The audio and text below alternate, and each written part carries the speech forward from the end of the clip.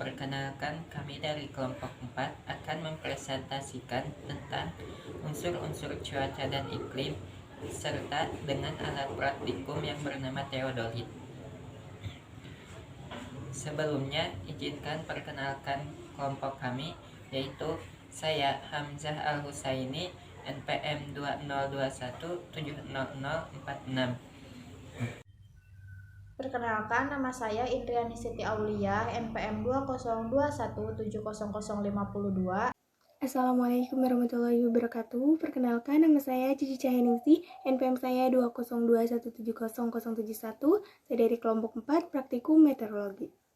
Nama saya Oisamidah Indana Zulfa dengan NPM 202170057. Baik, bismillahirrahmanirrahim. Assalamualaikum warahmatullahi wabarakatuh.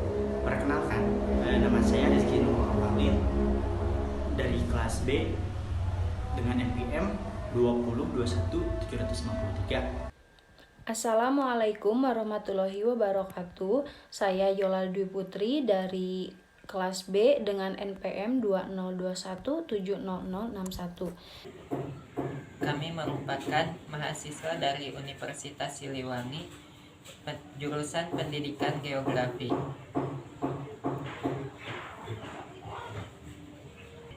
Unsur-unsur cuaca dan iklim terbagi menjadi 9. Sebelum ke pembahasan unsur-unsur cuaca dan iklim, saya akan menjelaskan terlebih dahulu apa itu cuaca juga iklim. Cuaca adalah kondisi udara di atmosfer dalam periode singkat, juga cakupan wilayah yang sempit. Kemudian iklim adalah kondisi udara di atmosfer dalam periode yang panjang serta cakupan yang luas. Unsur-unsur cuaca dan iklim yang pertama adalah radiasi sinar matahari. Radiasi sinar matahari adalah pancaran elektromagnetik yang berasal dari matahari dan merupakan hasil termonuklir. Yang kedua, lama penyinaran dan sudut datang matahari. Lama penyinaran adalah lamanya matahari bersinar ke permukaan bumi terhitung dari terbitnya fajar sampai terbenam matahari. Kemudian, sudut datang sinar matahari adalah sudut yang dibentuk oleh permukaan bumi dengan arah datangnya sinar matahari. Kemudian, yang ketiga adalah suhu udara. Suhu udara adalah parameter yang menyatakan panas dinginnya suatu udara. Kemudian yang keempat adalah kelembaban. Kelembaban merupakan kondisi uap air di dalam udara. Kemudian yang kelima adalah tekanan udara. Tekanan udara adalah berat, massa atau molekul yang berasal dari gas di atmosfer yang dipengaruhi oleh gravitasi bumi. Kemudian yang keenam adalah penguapan. Penguapan adalah proses berubahnya air menjadi uap atau gas. Yang ketujuh adalah penutupan awan. Penutupan awan adalah banyak sedikitnya awan yang menutupi permukaan bumi. Yang kedelapan adalah kecepatan dan arah angin. Angin merupakan udara yang bergerak yang berasal dari tekanan udara tinggi ke tekanan udara yang rendah. Sementara arah angin adalah arah di mana angin berhembus. Yang kesembilan adalah presipitasi. Presipitasi merupakan perubahan dari awan yang kemudian menghasilkan titik-titik air hujan ke permukaan bumi. Kemudian akan dibahas mengenai alat praktikum teodolit yang bersumber di lokasi Setiajaya, Kecamatan Ciberem, Tasikmalaya, Jawa Barat, yang berada di tempat stasiun Lanud Wirya Dinata, Tasikmalaya, dengan garis astronomis garis lintang 7 derajat 20 menit 41,6 detik, garis bujur 108 derajat 14 menit 34,6 detik. dengan tinggi permukaan di atas laut yaitu 338 meter atau 1110 feet. Teodolit. Teodolit merupakan alat untuk mengukur kecepatan angin. Teodolit adalah salah satu alat optis yang juga bisa digunakan untuk mengukur sudut vertikal dan horizontal pada suatu bidang tanah yang luas dan sulit untuk dijangkau apabila diukur secara manual. Dengan menggunakan teodolit diikuti dengan pengolahan data, kita bisa mengetahui beda tinggi atau kontur dari suatu bidang tanah. Detail situasi objek pengukuran bisa berupa gedung atau jalan. Mengetahui orientasi objek tersebut terhadap sumbu utara bumi berdasarkan pembacaan azimut matahari. Satuan alat teodolit menggunakan satuan knot, yaitu satuan dari kelajuan. 1 knot dapat dikonversikan dengan satuan lain berupa km per jam, yaitu dengan nilai 1,852 meter per second, 0,51444 mil per hour, 1,15078 feet per second, 1,68781. Juga dapat disimbolkan dengan huruf KN atau KT. Baik, di sini saya akan menjelaskan mengenai tata cara penempatan dan penggunaan teodolit yang baik dan benar. Cara penempatan teodolit yaitu ditempatkan di luar ruangan seperti di taman atau di lahan yang luas. Berikutnya yaitu cara penggunaan teodolit. Langkah yang pertama yaitu kita harus menempatkan teodolit terlebih dahulu di luar ruangan. Selanjutnya memperpanjang kaki tripod sehingga teodolit berada pada tingkat yang nyaman digunakan dan lalu tempelkan ke ujung tanah. Kemudian sesuaikan skrup pengatur di dasar teodolit sehingga rata, lalu sejajarkan tingkat panjang dengan 2 dari 3 skrup dan atur ulang dengan kedua skrup tersebut untuk mencapai tingkat yang lebih akurat. Setelah itu, putar teodolit hingga 90 derajat pada alasnya dan sesuaikan menggunakan skrup ketiga.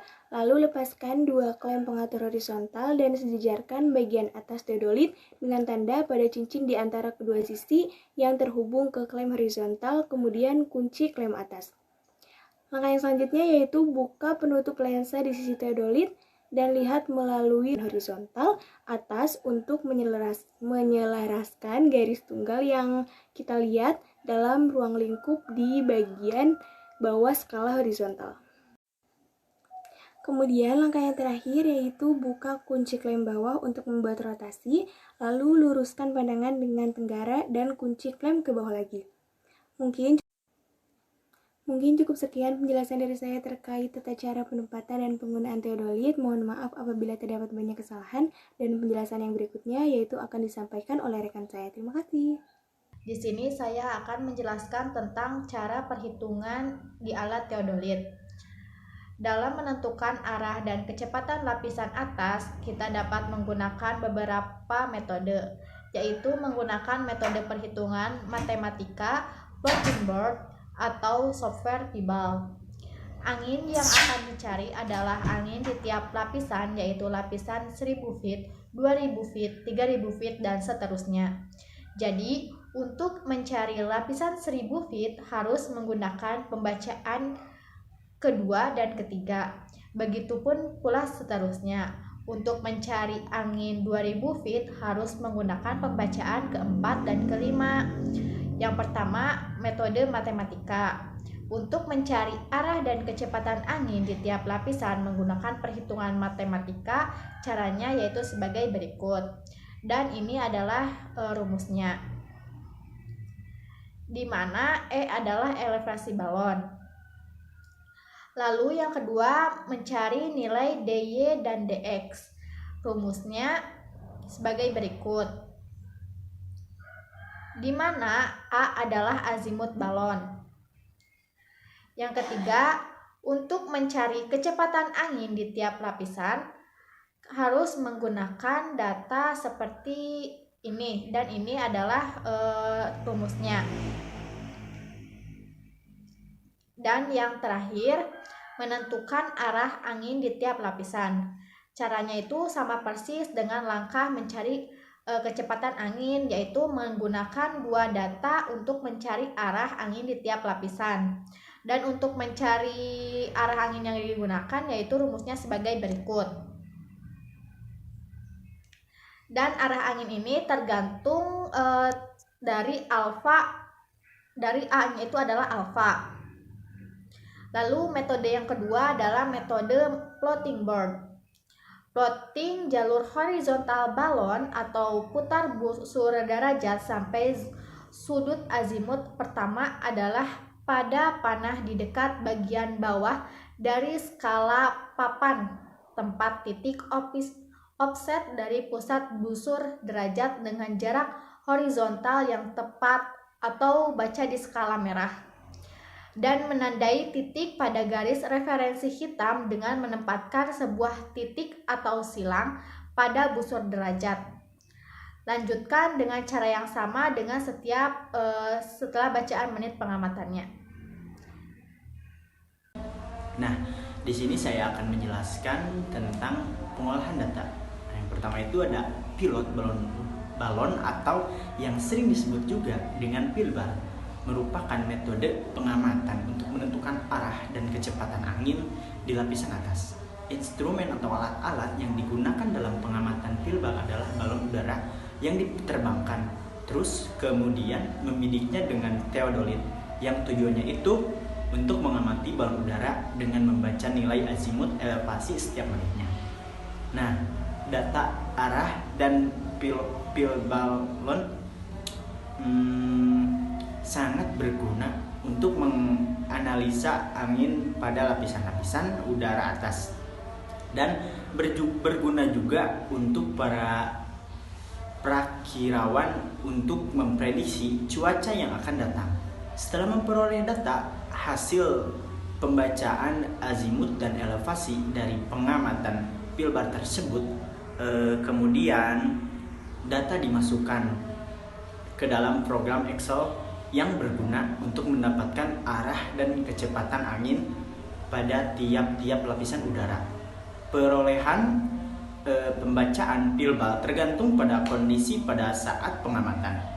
Nah, apabila cuacanya cerah, hampir dipastikan pembacaannya bisa mencapai 19.000 kaki, dan apabila cuacanya mendung, pembacaannya itu diperoleh tidak kurang dari 5.000 kaki. Nah, sekian dari saya. Wassalamualaikum warahmatullahi wabarakatuh. Terima kasih. Di sini saya akan menjelaskan mengenai cara menganalisa data teodolit. Perolehan data arah dan kecepatan angin pada pengamatan PIBAL kemudian kita analisa manual dengan cara mengeplot pada peta Upperwine. Peta tersebut merupakan peta khusus untuk menganalisa angin atas yang terbagi pada 6 lapisan, yaitu 850 MB, 700 MB, 500 MB, 400 MB, 300 MB, dan 200 MB. Hasil analisa tersebut sangat berguna untuk mengevaluasi kejadian-kejadian cuaca yang sudah lewat dan gejala-gejala cuaca yang akan datang. Perolehan data arah dan kecepatan angin pada pengamatan PIBAL sangat bermanfaat untuk para prakirawan. Semakin banyak data yang diperoleh, analisa yang dihasilkan semakin baik. Dari hasil pengamatan PIBAL pada bulan Juni 2016, diperoleh hasil pembacaan 26.000 kaki sebanyak 3 kali 25.000 kaki, 2 kali 23.000 kaki, 2 kali 22.000 9 kali, 21.000 kaki 3 kali, 20.000 3 kali, 14.000 kaki 1 kali, 11.000 kaki 2 kali, 3.000 kaki 2 kali. Dan nil atau tidak pengamatan dikarenakan hujan.